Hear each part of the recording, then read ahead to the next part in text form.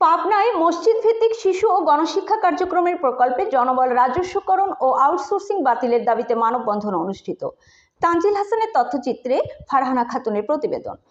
23শে March রোববার সকাল 11টায় Pabna press ক্লাবের সামনে শিশু ও গণশিক্ষা কার্যক্রমের প্রকল্পে রাজস্বকরণ ও আউটসোর্সিং বাতিলের দাবিতে মানববন্ধন অনুষ্ঠিত হয়েছে।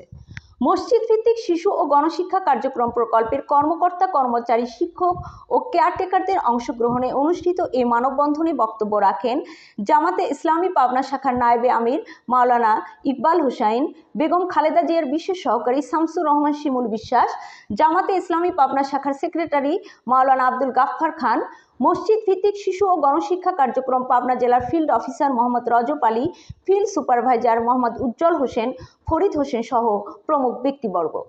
বক্তারা বলেন, মসজিদ ভিত্তিক শিশু ও গণশিক্ষা কার্যক্রম প্রকল্পটি 1993 সাল থেকে শুরু হয়ে 1924 খ্রিস্টাব্দ পর্যন্ত সফলতা ও সুনামের সাথে সারা দেশব্যাপী 73,768টি শিক্ষা কেন্দ্র ও 2050টি রিসোর্স সেন্টারের মাধ্যমে সমাপ্ত হয়েও বর্তমানে এর কার্যক্রম চলমান রয়েছে।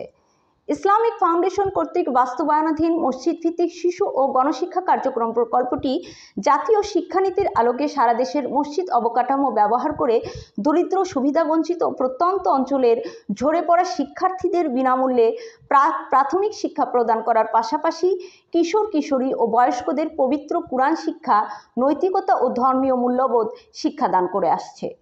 এই প্রকল্পের মাধ্যমে মসজিদের ইমাম, মুয়াজ্জিন, আলেম ওলামা ও সাধারণ শিক্ষায় শিক্ষিত বেকার নারী ও পুরুষের দারিদ্রতা দূরীকরণ ও কর্মসংস্থানের সুযোগ সৃষ্টি হয়েছে। তারা আরও বলেন, প্রকল্পের তৃতীয়, চতুর্থ, পঞ্চম, ষষ্ঠ ও সপ্তম পর্যায়ের জনবল দীর্ঘদিন কাজ করার পরেও রাজস্ব খাতের আওতাভুক্ত করা হয়নি। চাকুরি জীবনে 1993 সাল থেকে পর্যায়ক্রমে পরবর্তীতে নিয়োগপ্রাপ্ত কোনো জনবলের পদোন্নতি হয়নি। প্রকল্পটি দীর্ঘ 32 বছর যাবৎ চলমান থাকলেও প্রকল্পে কর্মরত জনবলের মূল বেতন বছর বছর বৃদ্ধি করা হয়নি। তারা আরও বলেন, মুসলমানের দেশে কুরআন শিক্ষা প্রকল্পকে আউটসোর্সিং করার সিদ্ধান্ত গ্রহণ করা হলে কুরআন শিক্ষার প্রকল্পটি ধ্বংস করা হবে বলে আশঙ্কা করা হচ্ছে। মানববন্ধন শেষে তারা জেলা প্রশাসক বরাবর তাদের দাবি সম্বলিত স্মারকলিপি প্রদানের মাধ্যমে অনুষ্ঠান সমাপ্ত করেন। চেম্বারে উনি বসলেন, দাঁড়ায় আমরা স্মারকলিপি দিয়েছি। আপনাদের স্মারকলিপি সানন্দে গ্রহণ করেছেন এবং আপনাদের দাবির সাথে একাত্মতা প্রকাশ করেছেন এবং উনি নিজেই বললেন, এটা যেহেতু বেগম খালেদা জিয়ার 91 সালের পরে থেকে শুরু, আমরা এখনই এটা ইয়েতে পাঠিয়ে দেব এবং আমার পক্ষ থেকে আপনি মসজিদ ভিত্তিক শিক্ষার্থীদেরকে আশ্বস্ত করেন যে ব্যাপারে ইনশাল্লাহ দ্রুতই এই কার্যক্রম বাস্তবায়ন হবে। আপনাদেরকে জেলা প্রশাসক মহোদয় সালাম দিয়েছেন।